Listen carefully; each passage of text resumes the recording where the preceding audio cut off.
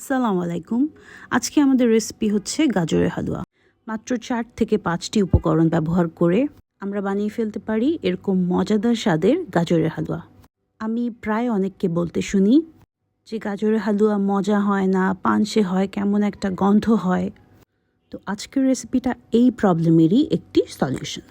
আমি 1 কেজি গাজরকে এভাবে গ্রেট করে নিয়েছি আর নিচ্ছি একটা বড় কড়াই, যাতে নাড়তে চাড়তে সুবিধা হয়। আমি চুলা জ্বালিয়ে দিয়েছি আর কড়াইয়ের মধ্যে নিয়ে নিচ্ছি ঘি। তার মধ্যে ছেড়ে দেব কয়েকটি ছোট এলাচ। ঘি আর এলাচ আমাদের হালুয়াটাকে খুব সুন্দর একটা ফ্লেভার দেবে। এখন আমি ছেড়ে দিচ্ছি গ্রেটেড গাজরগুলো এর উপরে।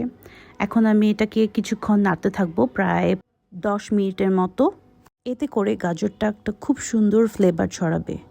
আর যারা গাজরের হালুয়ায় বাজে একটা গন্ধ হয়, এই সমস্যায় আছেন, তাদের জন্য এটাই একটা সলিউশন। তো নাড়াচাড়ার পর আমরা এখানে প্রায় 1 লিটারের মতো দুধ দিয়ে দেব। এরপর নাড়াচাড়া করতে থাকবো কিছুক্ষণ।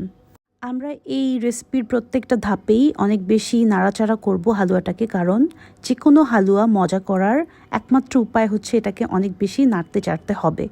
যার জন্য আমি কড়াইটাকে এত বড় নিয়েছি, যাতে আমার নাড়তে চাড়তে অনেক সুবিধা হয়। আমি সেম ব্যাপারটাই আপনাদেরকেও নিতে রেকমেন্ড করব। দুধটা যখন এভাবে কমে আসবে, আমি এখানে চিনি ঢেলে দেব। আমি প্রায় 1 কাপ পরিমাণ চিনি ঢেলে দিচ্ছি। আপনি আপনার স্বাদ মতো চিনি নিয়ে নিতে পারেন।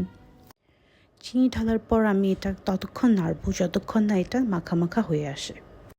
এই নাড়াচাড়া করার ব্যাপারটা যতই একঘেয়েমি বা পরিশ্রমের হোক না কেন, হালুয়া মজা করার জন্য এটা খুবই জরুরি। আমি অফ ক্যামেরায়ও এভাবে অনেকক্ষণ স্টার করে গিয়েছি, প্রায় আধা ঘন্টার মতো আমার এভাবে করতে হয়েছে। তো শেষ পর্যন্ত আমার হালুয়া এভাবে মাখা মাখা হয়ে গেছে। আমার হালুয়া রেডি অলমোস্ট।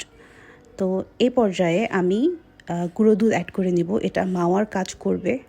আমি সাধারণত মাওয়ার গন্ধ খুব একটা পছন্দ করি না, আমি বরঞ্চ এই গুঁড়ো দুধটাই ব্যবহার করি।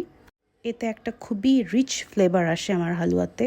আর বাজারের কেনা মাওয়াগুলোর ক্ষেত্রে এর স্বাদ পরিবর্তন হতে পারে মাওয়াটার কোয়ালিটির উপর নির্ভর করে, কিন্তু আপনি যদি বাসায় মাওয়া বানায় নেন সেটা আলাদা বিষয়, সেটা নিশ্চয়ই ভালো হবে।